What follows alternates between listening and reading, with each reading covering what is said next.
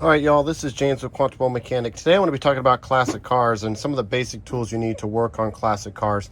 So up front and center, we're going to have this timing light. This is one from Innova.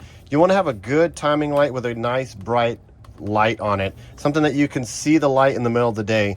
If you're working in a garage or at night, then you can get away with a cheaper one. But this one is really nice. You can adjust the timing. This has a tachometer on it as well. I highly recommend a timing light with a tachometer, because even if you're not using the timing light functionality, you still want to be able to see the RPMs or the engine speed when you're under the hood. So something like this, and I like this one because it actually does articulate. Some of the other ones, they're stuck in one position. So this is kind of nice if you want to, you know, tuck it down on this like pseudo 90-degree angle, stick it down somewhere and then kind of let it set there, keep it from hitting the fan or a belt or something like that. Then also if you want to straighten it out and lay it down flat on something so it doesn't do the same thing, that's what you want. So I think I picked this one up from O'Reilly's a few years back now, maybe like 10 or 15 or so, I don't know. They go out, they fail, you drop them. They're made out of, you know, plastic. I recommend a plastic one and not a metal one, because I've had the metal ones, like a snap-on one, and you leave it in the hood, and then when you go to grab it, it's just crazy hot. So the plastic doesn't retain heat as well. Call me a pansy, you know, whatever, but a good timing light, vitally important. And I'm going to do a video one of these days on how to tune, how to properly like meter and jet a carburetor, how to adjust timing, and how to get the best vacuum and the best throttle response, but that's for another day. Next thing that's very important is going to be a good vacuum gauge here. So this is a really nice one. I got this off the Snap-on truck a while back. These also kind of fail, but you want a nice one that doesn't have a naturally, you want one that has a naturally stable needle there.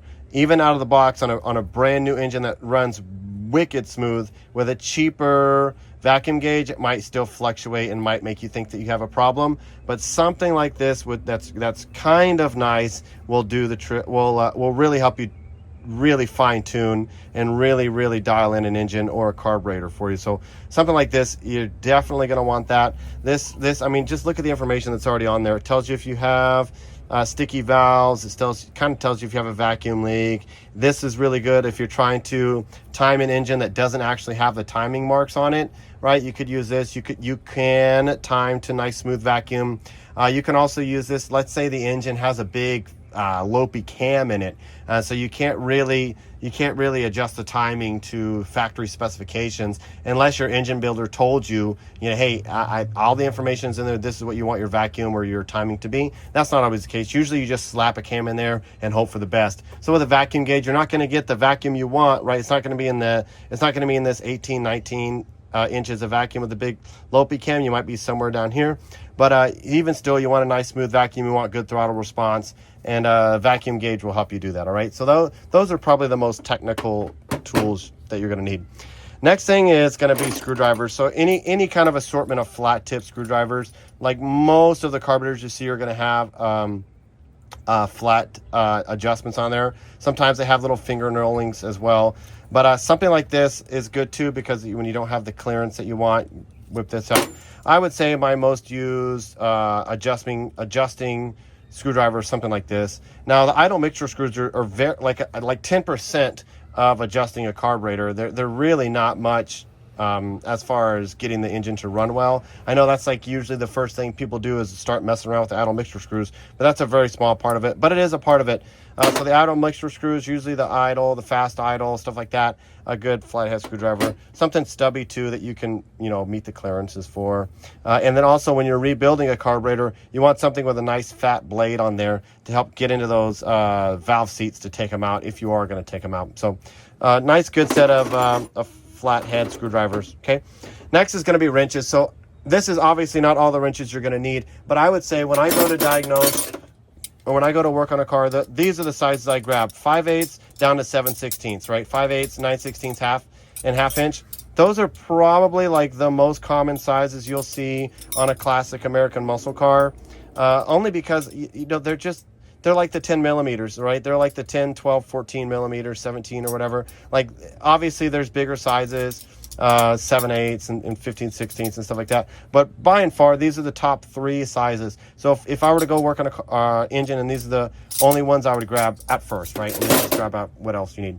I'm a big fan, I told you guys before, of these ratcheting wrenches from Gear Wrench. These are really nice. I don't want to beat that dead horse. These have serrations, so you know where to pull on it. Anyway, a good set of these are nice because specifically when you're trying to adjust the distributor hold down bolt, I like these because they bend, and then you can get down underneath the distributor, clear the headers, clear the intake manifold, and then loosen it or tighten it.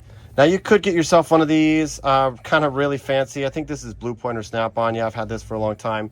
I think it was a hand-me-down. Anyway, this is actually specifically made for those hold-down screws on the distributors. The problem is at the angle, it doesn't adjust. So it's made for like one type of like application, and then after that, it's kind of useless. So I really don't use it all that much. I like these a lot better. Like I said, it really lets you meet the clearance needs that you need. So, and then just in general, ratcheting wrenches are just faster. Believe it or not, though, this head can be kind of fat.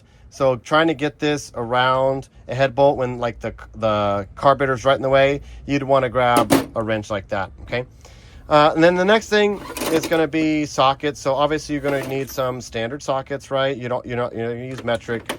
And then just for nostalgia reasons, I like to use one of these old 36 tooth clunky Snap-on wrenches here. You can obviously use a modern one. I mean, obviously you could use whatever you wanted to, right? But I just like to use these because why not, right? Anyway, and then you're going to want a good 1/4 inch set as well. Some of those like Ford is probably the worst at it, but like those the mechanical fuel pumps and some of the other like just hard to get to areas, you're going to want a good 1/4 inch set. Believe it or not, I have a 52 pickup, and I only keep a 1/4 inch set in there with a good 1/4 inch ratchet, because you can do like 90% of what you need to do with a nice 1/4 inch set, especially one that goes up to 9/16. This is a Cobalt. I have a bunch of Craftsman in there as well. But anyway, something like that goes a long way. You really get the clearance you need with a 1/4 inch. The 3/8 is nice for some of the bigger stuff, like let's say you're doing a starter or something like that. You could do alternator. You could do all kinds of stuff with a 1/4 inch, believe it or not.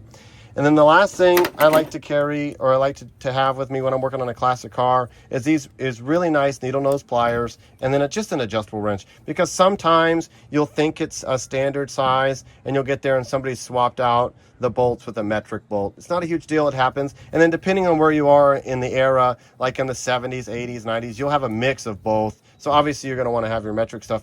But when I'm test driving or road testing the car, I like to carry these two things and a flat blade screwdriver, actually. So this is what I'll put in my pocket if I'm going to test drive the customer's classic car, because with this you can do like 90% of everything.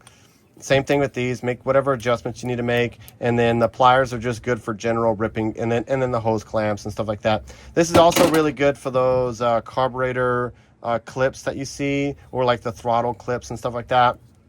So just any old set. I like this small set. I mean, I love these Snap-on pliers, but I like these. But a regular needle nose will work too. But I recommend needle nose and not regular mechanical slip joints. Okay. So yeah, that's what I'll throw in my pocket. They don't, and obviously you don't want to use a adjustable wrench if you can help it, but that's nice to have for just in case you need it for those kind of rounded off bolts and stuff like that.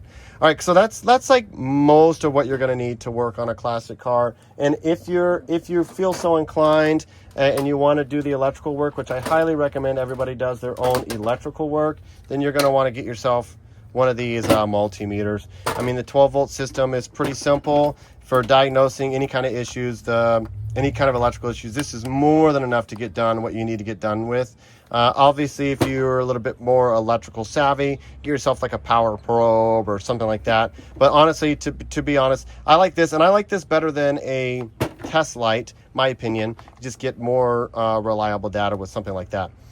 All right, guys, so that's my take on the tools you need to work on classic cars. Obviously, there's a lot more like coolant pressure testers and combustion leak checkers and stuff like that. But a lot of that stuff applies to modern cars as well. So this is just kind of really the two specialty tools are these right here.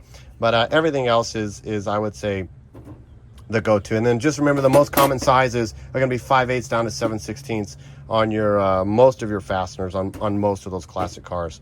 All right, guys, so thanks again for watching.